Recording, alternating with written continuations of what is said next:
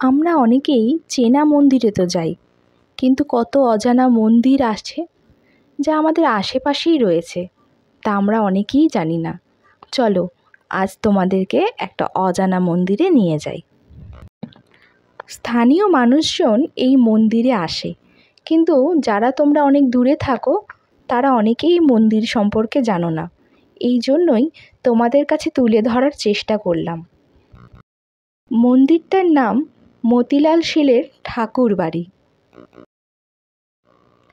এই মন্দিরে আসতে হলে শ্যামবাজার থেকে আসলে বিটি রোড ধরে নামতে হবে রথতলা স্টপেজে, এবং পাশে জগন্নাথ মন্দির আছে, তার উল্টো দিকেই এই মতিলাল শীলের ঠাকুর বাড়ি।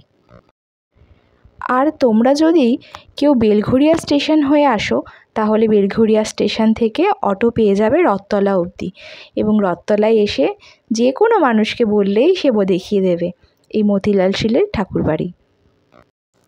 এই মন্দিরে আসতে হলে বিকেল 4টে থেকে 5টার মধ্যেই আসতে হবে, তা না হলে অন্য সময় কিন্তু এই মন্দিরটা বন্ধ থাকে। মন্দিরে ঢুকেই তোমরা চারিপাশে দেখতে পাবে শুধু বাগান, আর যেটা মূল আকর্ষণ সেটা হলো এই মন্দিরের সংলগ্ন একটা জলাশয় রয়েছে, এবং সেখানে নানা রকম মাছ আছে। এই মাছগুলো তোমাদের দেখেই ভালো লাগবে, আর তোমরা হাতে করে যখন খাবারটা দেবে সে মাছগুলো হাতে খাবারগুলো নিয়ে চলে যাবে। একটা আলাদা রকম অনুভূতি, আলাদা রকম পরিবেশ, ভালো লাগবে আশা করি।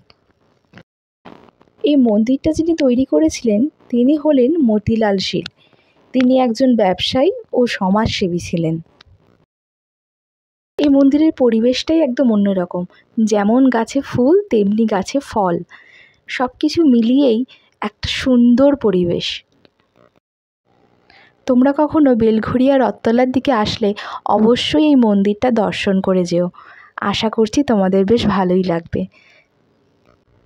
এই ভিডিওটা তোমাদের কেমন লাগলো অবশ্যই কমেন্ট করে জানিও। দেখা হচ্ছে নতুন কোনো ভিডিওতে। চলো বাই।